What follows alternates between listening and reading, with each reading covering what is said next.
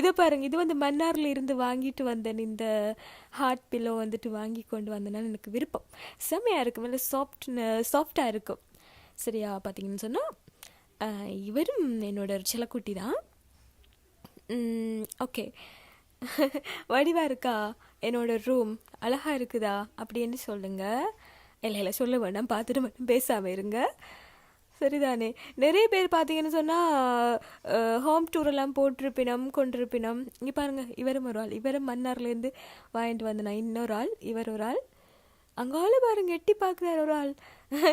மூளையாக இருந்த அவரும் ஒரு நாய்க்குட்டி தான். இன்னும் டெடிபியர் இருக்குது, என்னோடய கபர்ட்டில் இருக்குது. இந்த பெட்டே வந்து காணாது எனக்கு.